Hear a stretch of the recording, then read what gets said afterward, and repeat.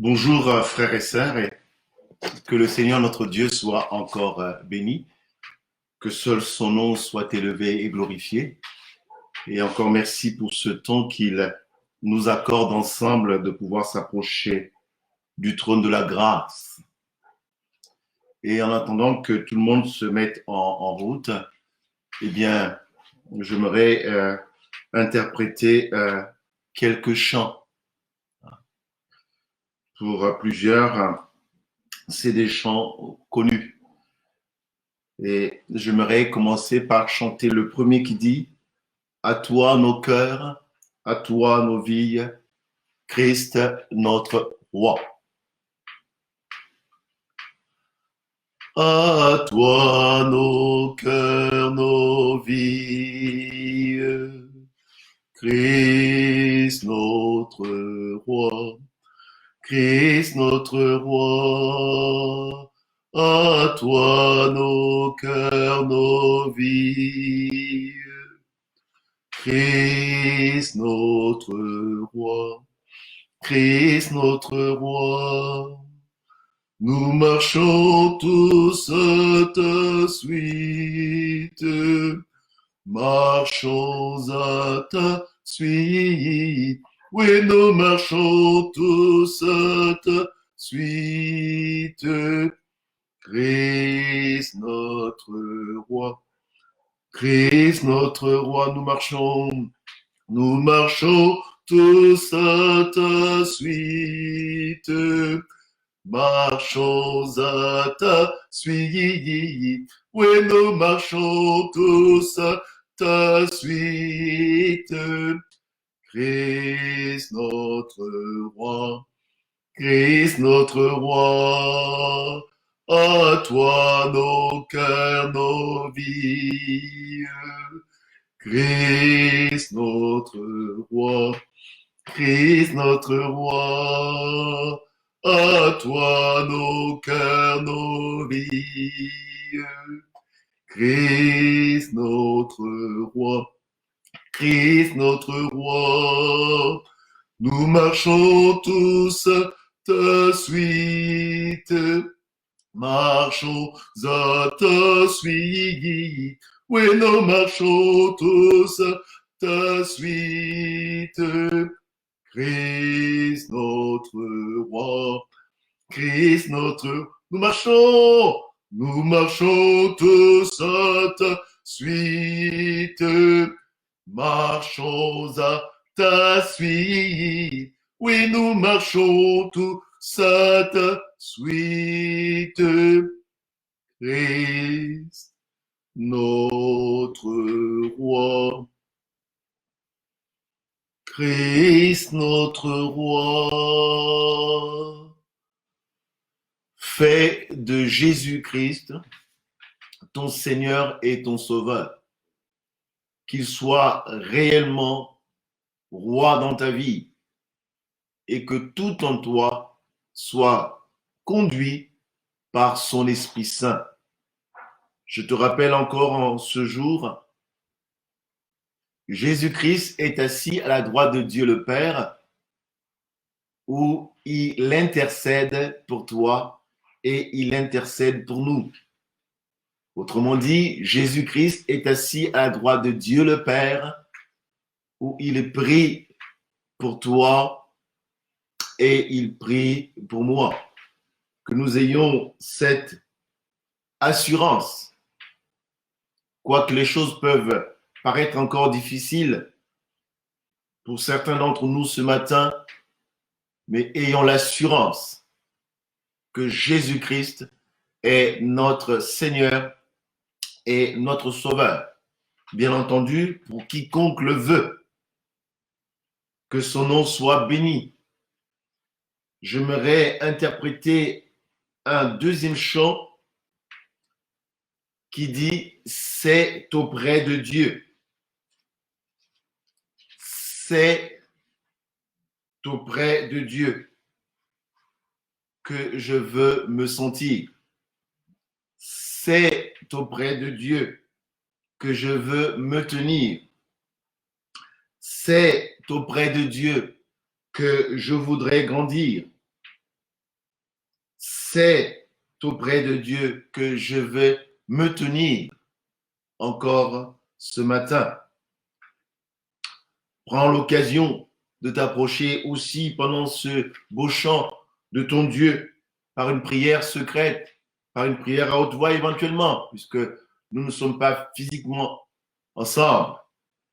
Et redis-le, c'est auprès de Dieu que je veux me tenir. C'est auprès de Dieu que je veux me tenir. Il est mon Seigneur, mon roi.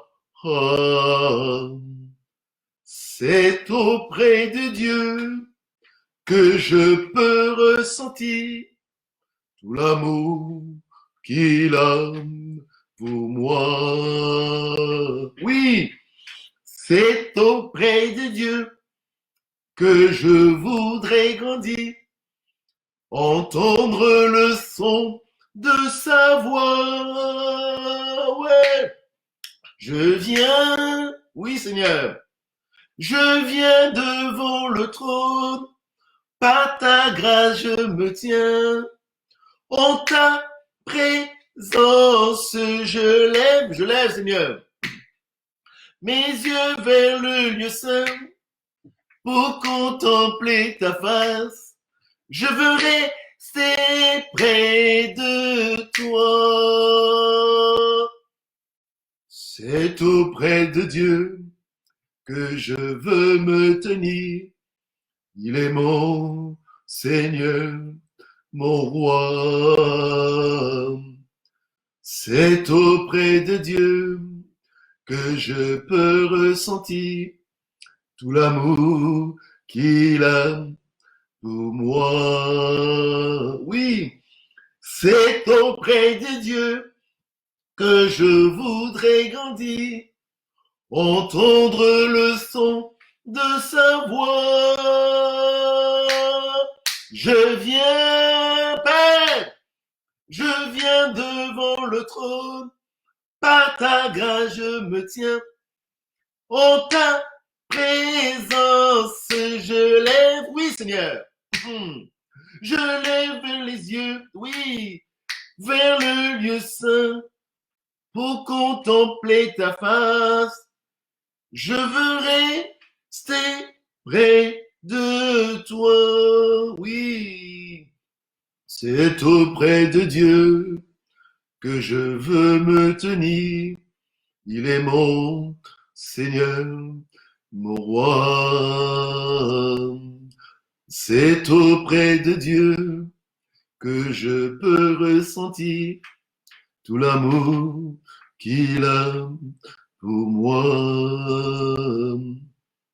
C'est auprès de Dieu que je voudrais grandir, entendre le son de sa voix. Oui, je viens, oui, je viens devant le trône, par ta grâce je me tiens, en ta présence je lève les yeux vers le lieu saint, pour contempler ta face. Je veux rester près de toi.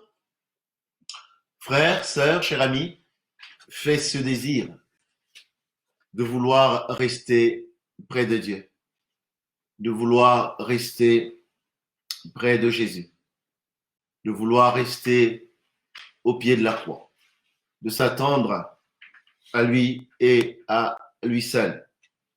Surtout, ne te laisse pas influencer ni par le vent, ni par la pluie, ni par les circonstances de ce monde, ni par la maladie, ni par les épreuves par lesquelles tu peux passer, mais tourne encore ton regard vers le Tout-Puissant, d'où te viendra le secours. Eh bien, le secours ne nous vient que de Dieu. De Dieu. Et avant de commencer le partage de ce matin, le message de ce matin, j'aimerais encore interpréter un troisième chant qui dit devant le trône du Très-Haut, mon défenseur, eh bien, saura plaider. Devant le trône du Très-Haut, ton défenseur Jésus-Christ saura plaider. Devant le trône du Très-Haut, mon défenseur saura plaider. Cet avocat s'appelle amour. Il intercède pour moi toujours. Mon nom est gravé sur ses mains. Mon nom est inscrit sur son cœur. Puisqu'il défend ma cause au ciel, nul ne pourra me condamner. Nul ne pourra me condamner. Et quand Satan me fait douter, vient me tenter et m'accuser, je lève les yeux vers celui qui a donné pour moi sa vie.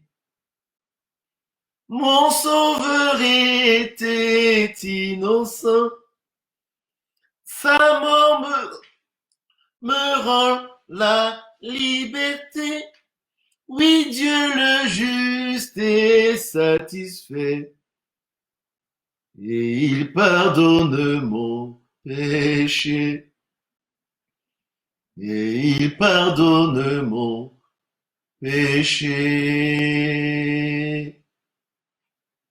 Voyez l'agneau ressuscité. Il est le roi plein de bonté. Non, il ne changera jamais. Lui, ma justice, mon bien, ma paix. En lui, j'ai la vie éternelle. Par son sang, il m'a racheté.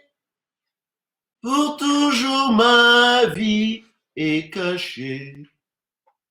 En Jésus, mon sauveur, mon Dieu.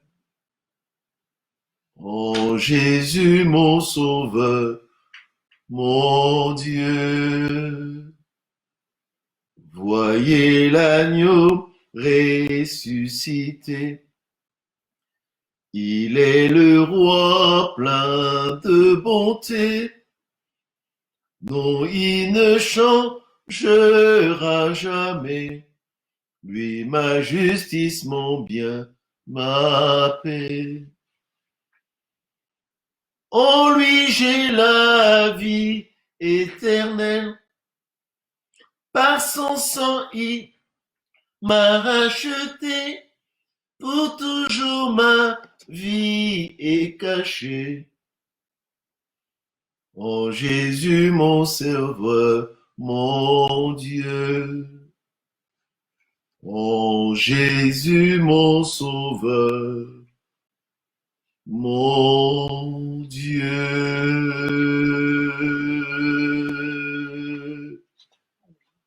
Que le nom du Seigneur soit béni. Que lui seul soit encore le centre de tout ce que nous pouvons faire. J'aimerais une fois de plus que nous puissions nous approcher de lui, que nous puissions nous attendre à sa grâce, que nous puissions regarder à sa bénédiction, que tous nos regards, que toute notre vie soit tournée vers le Tout-Puissant. Prenons 1 minute, 2 minutes pour la prière. Père céleste, Au nom de ton Fils bien-aimé Jésus-Christ, tous ensemble encore ce matin, nous voulons nous approcher de toi. Nous te reconnaissons comme notre Dieu. Nous te reconnaissons comme notre Seigneur. Nous te reconnaissons comme notre Créateur. Et nous reconnaissons que le souffle de vie encore de ce matin, c'est un effet de ta grâce. Nous te bénissons pour tous tes hauts et bienfaits. Merci pour avoir donné Jésus-Christ, qui s'est donné librement à la croix, pour que nos fautes soient effacées dans ta présence, nos péchés soient effacés par son sang, et que nous entrions encore dans ce moment purifiés, sanctifiés par le sang de l'agneau. Seigneur, nous faisons le choix de pardonner aussi à ceux qui nous ont offensés. Nous voulons vivre une vie de paix, une vie de joie dans ta présence. Et quelles que soient les circonstances de notre vie, nous voulons nous attendre à toi, seulement à toi. Seigneur, encore à cet instant, veuille éclairer nos vies, veuille éclairer nos cœurs. Change notre regard, change notre vision, change notre compréhension, change notre entendement, change nos pensées, et que tout cela soit véritablement pour la gloire de ton nom. Que nous soyons en phase, non pas avec le monde, non pas avec nos petites convictions, mais que nous soyons en phase avec toi par ton Esprit Saint. Seigneur, nous te recommandons le message encore de ce matin, mais que seule ta volonté s'accomplisse. Sois béni pour ce que tu as fait, et gloire à ton nom pour tout ce que tu nous accorderas. Au nom de Jésus, Père, nous te disons tous, Amen. Frères, sœurs, que Dieu soit effectivement béni. Et ce matin, je vais vous inviter que nous faisions une lecture dans Jérémie, Ancien Testament. Jérémie, le chapitre 29, et nous lirons du verset 1er jusqu'au verset 11. Jérémie, le chapitre 29. Prenez le temps de mettre en route votre support papier, éventuellement votre support électronique. Jérémie, Ancien Testament, le chapitre 29, et nous lirons du premier verset jusqu'au verset 11. Voici ce que nous lisons.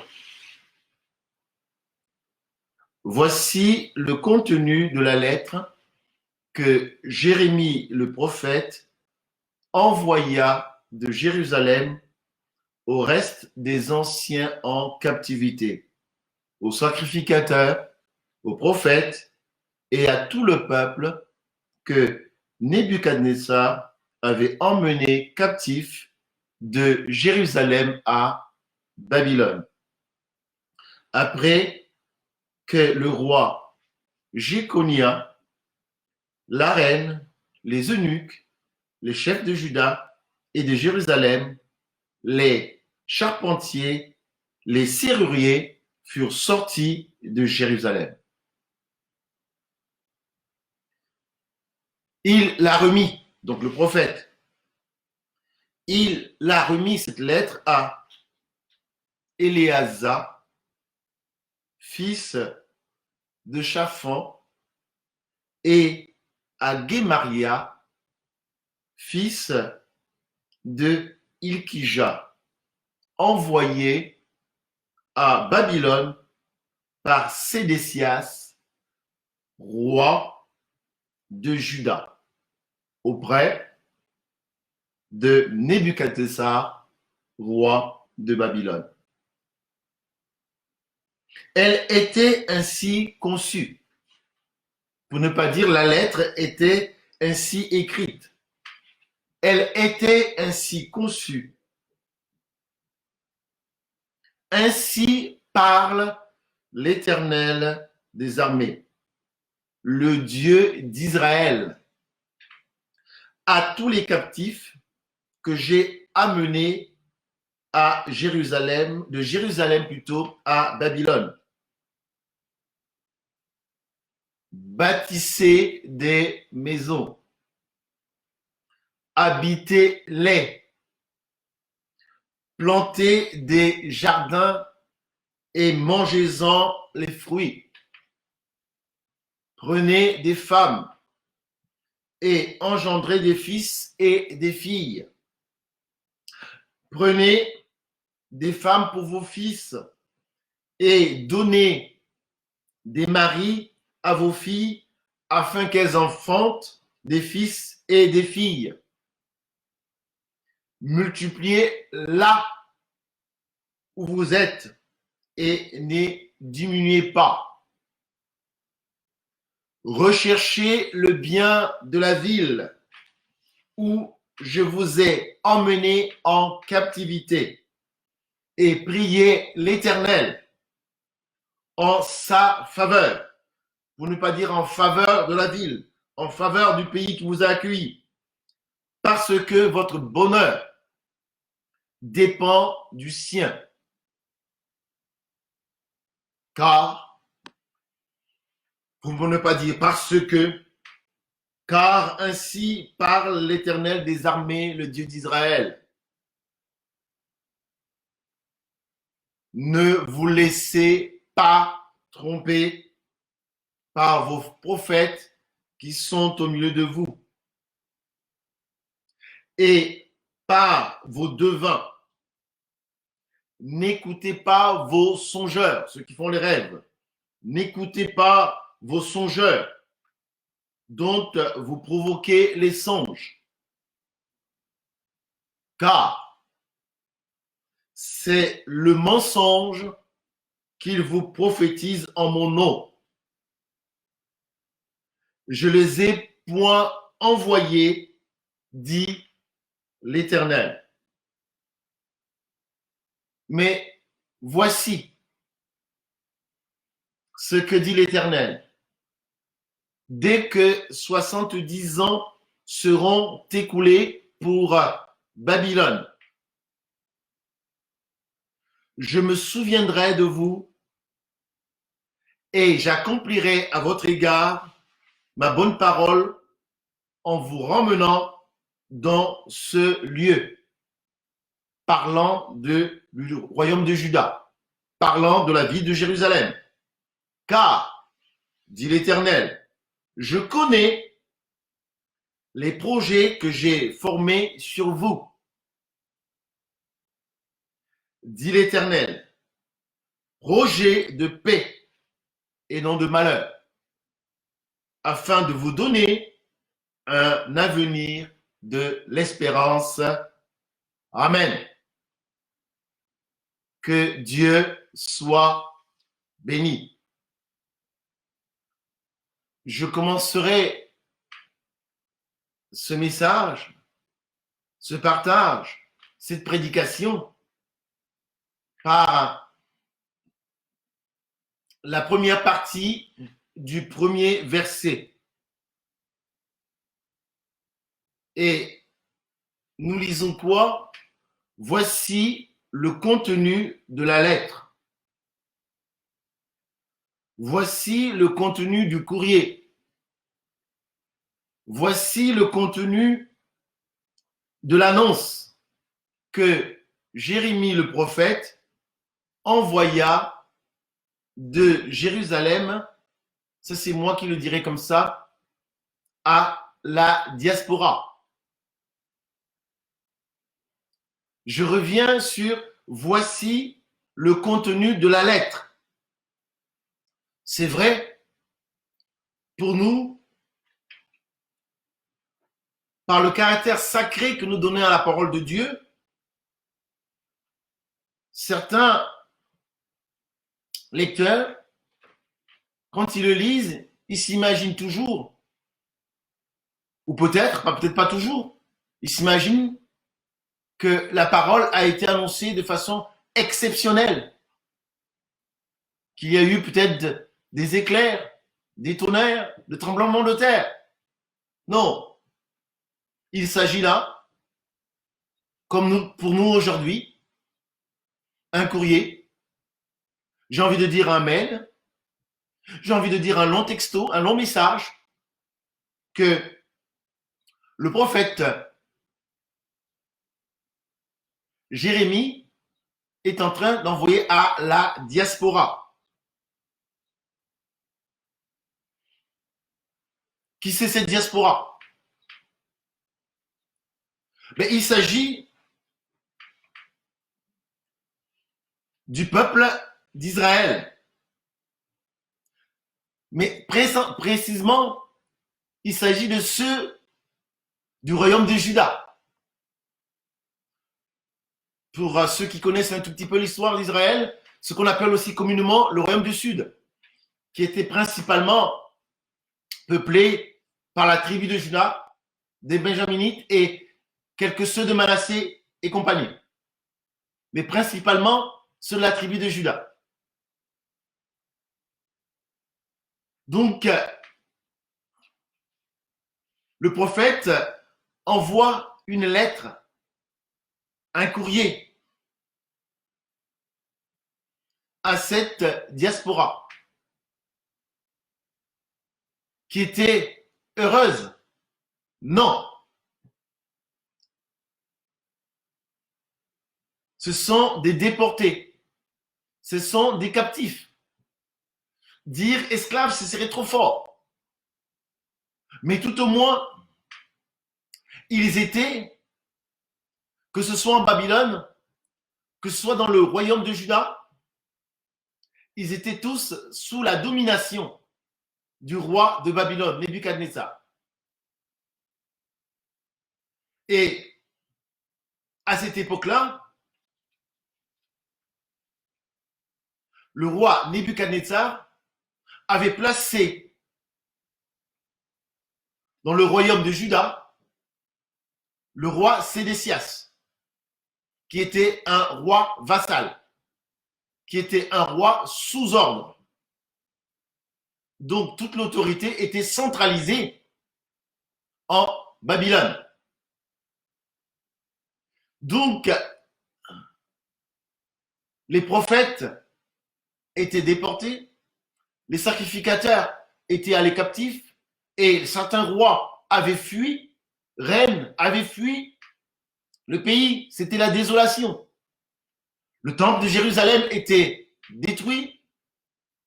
La muraille de Jérusalem était détruite. Et c'était vraiment de la désolation. Et c'est en ce moment-là que le prophète Jérémie envoie une lettre. Il sélectionne 2 jeunes hommes qui étaient avec lui à Jérusalem parce que le prophète Jérémie avait trouvé grâce auprès du roi et avait eu l'autorisation de demeurer à Jérusalem pendant cette période-là. Donc il envoie un courrier à ceux qui sont en captivité. Et ce courrier plutôt, cette lettre, nous annonce quoi? Et nous l'avons lu, frères et sœurs. Le prophète leur dit, mariez-vous, faites des enfants. Et plus loin, il dit, mariez aussi vos enfants. Autrement dit, faites-les grandir, qu'ils deviennent adultes, qu'ils aient l'âge de se marier. Et que eux aussi, qu'ils fassent des enfants. Ouh! Waouh! Waouh! Mais nous sommes le peuple de Juda. Nous sommes les descendants de David. Nous avons été sous l'autorité du roi Salomon, avec toute la sagesse, toute la connaissance, toute l'intelligence. Nous avions le temple de Jérusalem. Nous avions le lieu saint.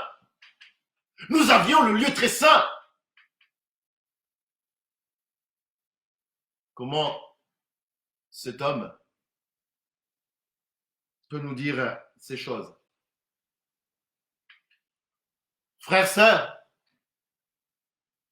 chers amis, il faut que nous sachions que le prophète Jérémie était prophète à la même époque que le prophète Ézéchiel, que Daniel, que Habakkuk, que Sophonie. Qu'est-ce qu'il veut nous dire? Est-ce par lui seul que Dieu parle? Ne parlerait-il pas au travers d'Ézéchiel? Ne parlerait-il pas au travers de Daniel? Ne parlerait-il pas au travers de Sophonie? Ne parlerait-il pas au travers d'Habakkuk? Frères, sœurs, nous pouvons tout imaginer, mais ce n'était pas des moments de joie. Ce n'était pas des moments de paix. Ce n'était pas des moments de réjouissance. Mais ces hommes, ces femmes, ces enfants étaient sous la sanction de Dieu. Et lorsque nous lisons le premier verset de Jérémie 29, nous avons effectivement l'exécuteur qui est le roi Nebuchadnezzar, mais au verset 4, il est clair que cela venait de Dieu. Puisque la parole de Dieu nous dit ceci: ainsi parle l'Éternel des armées, le Dieu d'Israël, à tous les captifs que j'ai amenés de Jérusalem à Babylone. C'est l'Éternel. Frères, sœurs, il connaissait l'histoire d'Israël, c'est-à-dire des 12 tribus, mais il connaissait aussi l'histoire de Juda, ces hommes et ces femmes qui étaient déportés. Or, plus d'une fois, lorsqu'ils avaient failli, ils se sont ressaisis, ils ont pris un temps de jeûne et prière, ils se sont humiliés devant Dieu, et tout de suite, Dieu les a délivrés. Dieu les a rétablis. Dieu les a accordé la grâce. Dieu les a redonné la victoire. Et là encore, ils pouvaient s'imaginer la même chose. Et nous avons la preuve. Au milieu d'eux, en Babylone, il y avait des prophètes, il y avait des sacrificateurs, et les historiens bibliques nous disent que finalement le roi Nebuchadnezzar n'avait pas complètement écrasé leur religion. Donc il a pratiqué encore d'une certaine manière en Babylone. Donc ils avaient les sacrificateurs, ils avaient des prophètes, ils avaient des lévites. Et ils pouvaient s'imaginer, ils pouvaient s'attendre, se disant mais on va faire comme à la muraille de Jéricho. Oh, on va tourner 7 jours autour. On va prier 7 jours. On va jeûner 7 jours et 7 nuits. On va être sur la cendre 7 jours et 7 nuits. On va se priver de beaucoup de choses 7 jours et 7 nuits. Et Dieu nous accordera la grâce. Et Dieu nous accordera le retour. Faux. Dieu, par son serviteur Jérémie, leur dit: vous allez y demeurer 70 ans. Vous allez y demeurer 70 ans. Vous allez y demeurer 70 ans.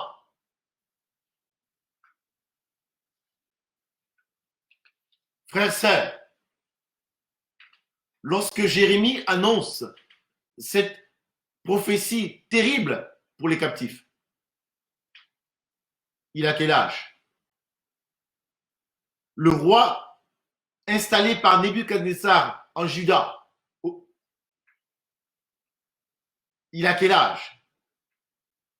Jérémie, quand il annonce cela, il doit avoir autour de 30 ans. Le roi Sédécias, qui est roi en Juda, il a autour de 21 ans. Réfléchissons ensemble. Si Dieu leur avait accordé une prophétie disant le retour de Jérusalem, c'est dans quelques jours, c'est dans quelques mois, c'est peut-être dans une année, et que vous allez reconstruire, cela profiterait à qui? D'abord au roi Sédécias, qui ne serait plus un roi opprimé, qui ne serait plus un roi vassal, mais qui retrouverait toute sa royauté dans le royaume de Juda. Cela profiterait à qui? Mais cela profiterait quelque part au prophète Jérémie, mais qui, en ce sens-là, serait peut-être le plus grand prophète en Juda. D'une façon ou d'une autre, dans nos vies, il y a toujours la notion de premier. Premier, ce n'est pas dans le sens d'être plus grand, plus fort. Il y a un premier-né dans une famille. Ce n'est pas parce qu'il est le plus fort, ce n'est pas parce qu'il est le plus intelligent, ce n'est pas parce qu'il est le plus riche. Mais il y a un premier. Et donc, la prophétie de dire que les choses se passeraient relativement vite et que le royaume de Juda devait se reconstruire, ça aurait arrangé Sédécias, ça aurait arrangé Jérémie. Mais non. Je vous disais que Jérémie avait autour de 30 ans. En tant que juif, en tant qu'hébreu, est-ce qu'il n'avait pas cette envie de vivre la reconstruction du temple? Est-ce qu'il n'avait pas envie de revoir l'installation du lieu très saint, du lieu saint, du lieu très saint? Est-ce qu'il n'avait pas envie de revivre les fêtes juives? Est-ce qu'il n'avait pas envie de revivre toute la loi de Moïse et ses ordonnances au milieu de son peuple? Et bien sûr que oui. 30 plus 70, ça l'aurait amené à 100 ans. Est-ce qu'à 100 ans, physiquement, son corps répondrait encore pour vivre toutes ces joies-là? Pas vraiment, si ce n'est pas la grâce de Dieu. Et je vous parlerai aussi du roi Sédécias. Il avait 21 ans à peu près. 21 plus 70, 91 ans. Et même si Dieu l'avait donné la grâce d'arriver à cet âge-là, est-ce que le roi à 91 ans a la même force que le roi à 40 ans ou 50 ans? Est-ce qu'il aurait vécu la grâce de son royaume de la même façon à 21 ans ou à 50 ans ou beaucoup plus à 91 ans? Non! Donc c'était vraiment, je dirais, dans l'intérêt du roi, de prophète plutôt Jérémie, que finalement l'exil soit de courte durée. Non. De la part de Dieu,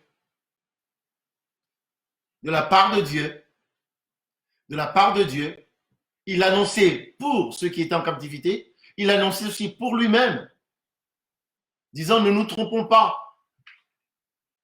n'écoutons pas les mensonges. Dieu a décidé que nous allons y demeurer 70 ans. Ne pas oublier qu'avant cette époque-là, pendant au moins 20 ans, le peuple de Juda, ceux du royaume de Juda, avait été averti par tous les prophètes. Ils avaient installé des dieux étrangers, Astarté. Ils avaient installé des hauts lieux dans le royaume de Juda, où ils célébraient des dieux étrangers. Ils avaient abandonné la loi de Moïse. Ils avaient abandonné ses ordonnances. Ils avaient abandonné les fêtes juives pour se tourner vers les devins, vers ces dieux étrangers. Et là, c'était la conséquence, la décision de Dieu. Et lorsque Dieu prenait cette décision, je voulais rappeler au verset 4, il dit que c'est lui. Nebuchadnezzar n'est qu'un instrument, mais c'est l'Éternel qui avait décidé. Et pour cela, je vous corrige non pas sur 7 jours, je vous corrige non pas sur 70 jours, je vous corrige non pas sur 70 mois, mais je vous corrige sur 70 années. Frère, sœur, cher ami, écourter les choses. Mentir, ça aurait arrangé tout le monde. Mais ce serait se mentir à soi-même parce que ce n'était pas la volonté de Dieu. Mon frère, ma sœur, revenons à la vie. Revenons auprès de Dieu. Revenons auprès du Seigneur. Lisons la parole. Écoutons-la. Faisons attention et pratiquons ce que Dieu nous dit. Je ne pense pas que tout le monde sache, mais je vais encore rendre ce petit témoignage. Moi, je suis fils de pasteur Ngunza. Qu'est-ce que c'est que les Ngunza? C'est une religion chrétienne pentecôtiste du bassin du Congo. Et mon père était pasteur. J'avais 11 ou 12 ans. Et un jour, comme d'habitude, lorsqu'il voulait me dire quelque chose de sérieux, il m'appelait papa. Mon père m'appela papa et il ouvrit sa grande valise, qui d'ailleurs se trouvait dans notre chambre, moi et mon grand frère. Et de là, il m'a montré des rubans blancs avec au centre une croix rouge. Des rubans qu'il fallait mettre sur la tête. Et il me dit, papa, ce que je te montre, c'est ce que Dieu nous a dit à l'Église. Qu'il y aura la guerre au Congo, pour ne pas dire au Congo-Brazzaville. Et on nous a fait faire ces rubans qu'on devrait donner à chaque enfant. Et ce ruban devait protéger nos enfants de la guerre et n'allait pas en mourir. J'avais 11 ou 12 ans, je vous disais. Mais moi, je suis né en 1960. Et il y a eu effectivement la guerre au Congo, Congo-Brazzaville, au début de la République, dans les années 58, 1958, 1959. Moi, je n'étais pas né. Et quand mon père est en train de me parler de cela, tout était relativement calme.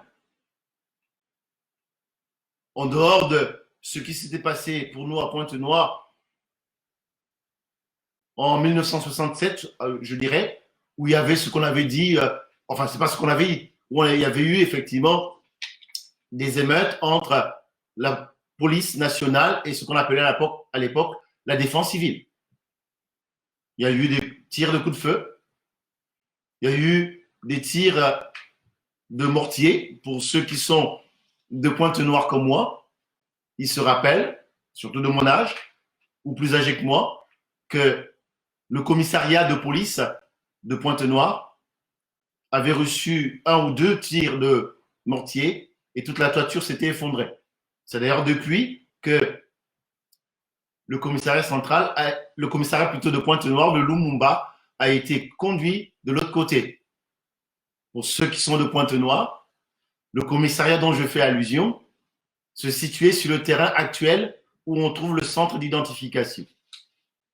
Donc voilà ce que je connaissais, mais ça avait duré quoi, ces émeutes-là? Mais ça avait duré une petite matinée. Donc lorsque mon père est en train de me parler de la guerre, oh, je lui dis mais où est-ce qu'il va chercher ça? Tout est calme. Et mon père voyait dans mon regard, pour ceux qui me connaissent un peu mon cœur, et il se disait mais mon cher enfant, je crois qu'il ne me croit pas. Effectivement, je ne t'ai pas convaincu. Et mon père est décédé en 1994, exactement en juillet 1994. Pour les Congolais du Congo-Brazzaville, tout le monde sait ce qui s'est passé en juin 1997. Donc presque 40 ans, encore la guerre. Frère, sœur, qu'est-ce que je veux te partager par là?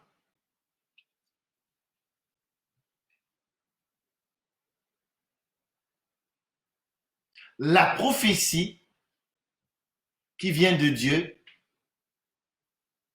n'est pas donnée absolument pour nous faire plaisir. Elle n'est pas donnée absolument pour nous arranger. Elle n'est pas donnée pour régler nos petits problèmes. Elle n'est pas donnée forcément pour nous donner la joie, mais elle est donnée pour annoncer les oracles de Dieu. Mon père, qui m'avait parlé de cette prophétie, n'a même pas vu l'accomplissement. Il est parti avant et il n'a pas su. Et moi qui vous parle aujourd'hui, lorsque ces événements de 97 sont tombés, et au-dedans de moi, j'avais dit, mais tiens, mais papa avait raison. La prophétie a duré 40 ans. Et là, je reviens sur Jérémie. Jérémie dit 70 ans. Mon frère, ma sœur, nous sommes en confinement. Très bien. Super, je dirais. Mais c'est le moment où chacun de nous devait s'approcher du Seigneur. Pour nous, les pentecôtistes, la prophétie n'est pas une spécialité pour que les dirigeants de l'Église. Nous qui croyons à la Pentecôte, nous qui croyons au don spirituel, nous croyons, et moi je crois, que Dieu peut utiliser quiconque. Frère, sœur, tu es en confinement. Et même pour ceux qui ne partagent pas complètement notre foi et qui peut-être suivent ce message ou suivront ce message. Mais vous aussi, vous pouvez vous asseoir dans un coin et vous dire qu'est-ce que c'est que ce Covid-19?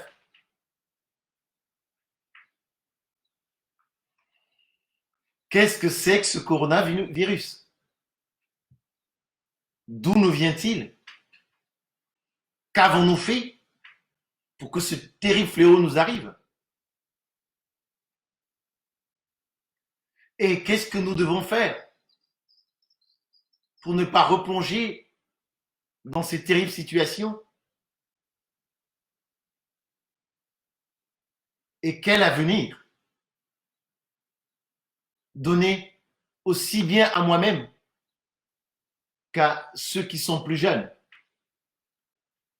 sans se limiter à des paroles qui nous font plaisir. Que ceux qui sont pentecôtistes, comme moi, que ceux qui sont chrétiens comme moi, que ceux qui sont croyants comme moi, mais qui s'approchent de Dieu, que Dieu nous dise quelle est sa pensée, quelle est sa vision. Arrêtons avec des paroles simplistes pour nous arranger. Dieu peut te donner une parole dont tu ne verras pas l'accomplissement. Et ce matin, j'aimerais que nous soyons ensemble. Oui, bien sûr pour nous, mais beaucoup plus pour nos enfants, pour nos petits-enfants. Je disais tout à l'heure que ces Hébreux, que ces Juifs avaient oublié la loi de Moïse, avaient oublié de célébrer les fêtes, avaient oublié de se tourner vers leur Dieu. Et pire, qu'ils aient oublié toutes ces choses. Pourquoi pas? Mais ils ont même installé des dieux étrangers. Rappelez-vous, dans le désert, lorsqu'ils ont construit le veau d'or, et ils disaient, voici le Dieu qui nous a sortis de l'Égypte. Donc non seulement ils ont abandonné Dieu, mais pire, ils ont construit des hauts lieux pour des dieux étrangers, ils ont adoré les dieux étrangers, ils ont célébré des fêtes pour les dieux étrangers. Frères, sœurs, au sortir de ce message,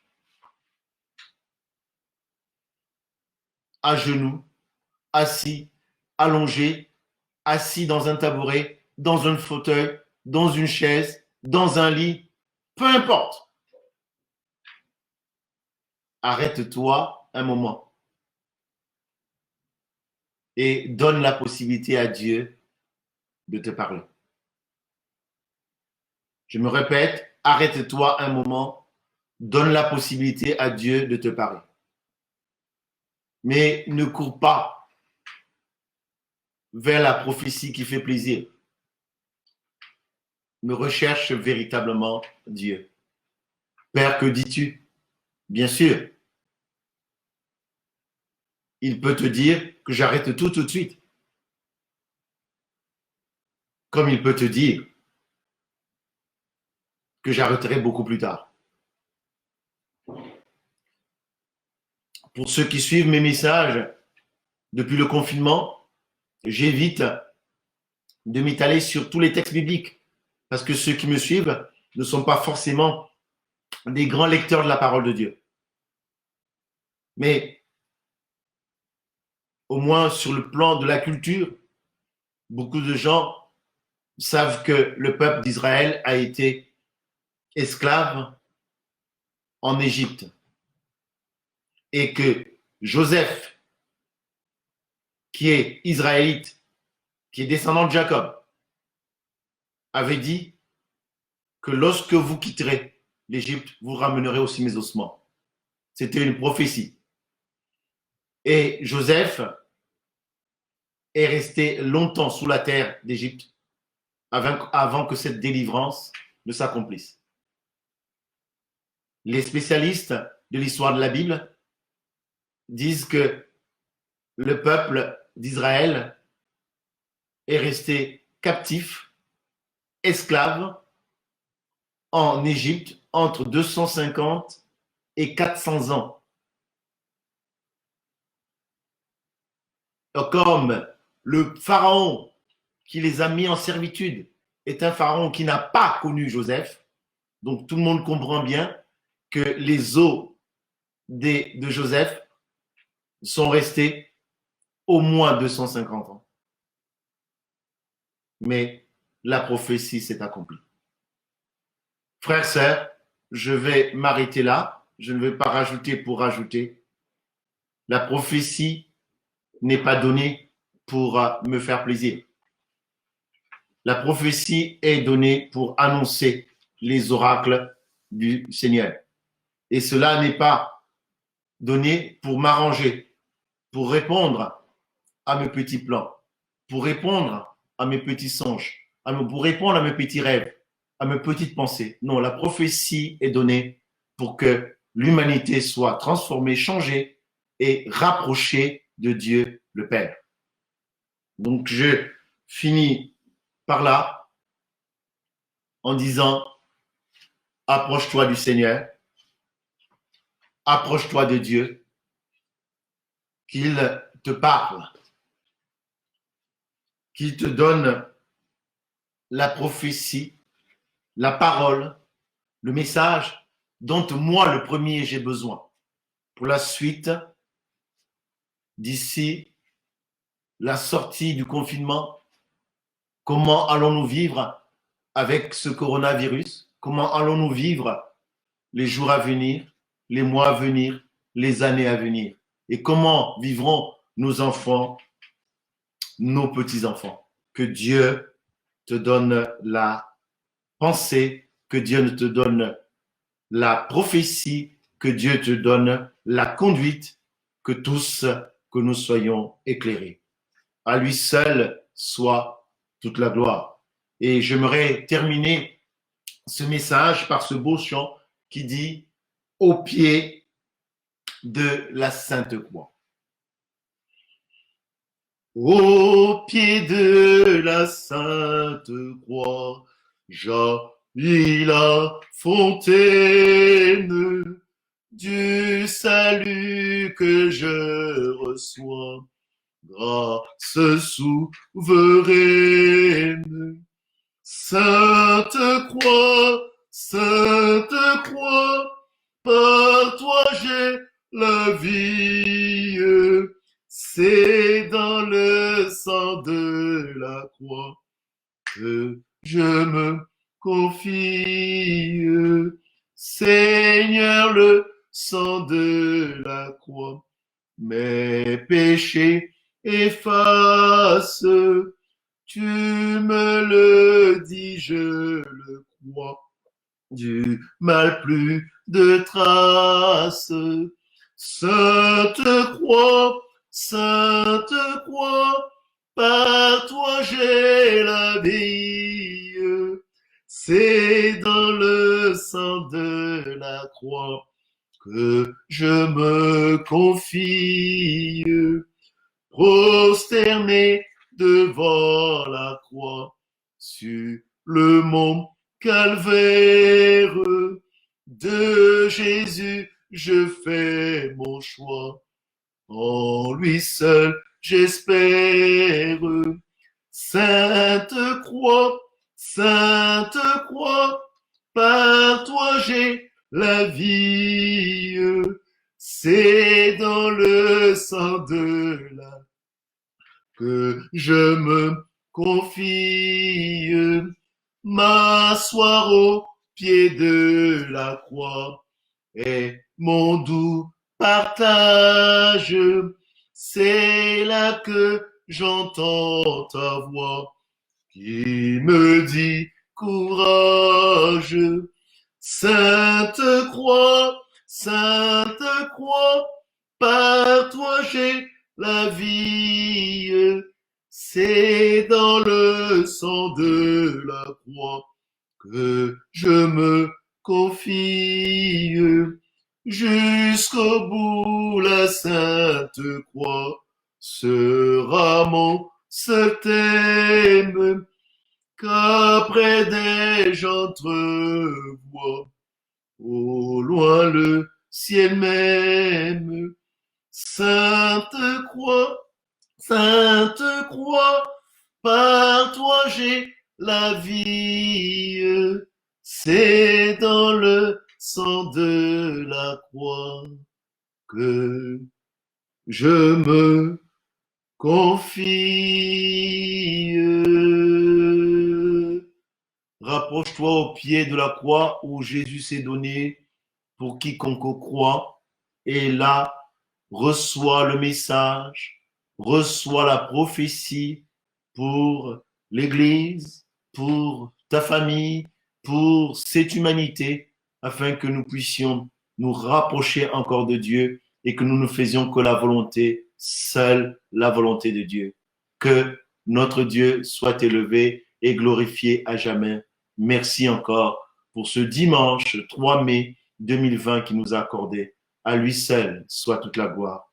Soyez bénis. Amen.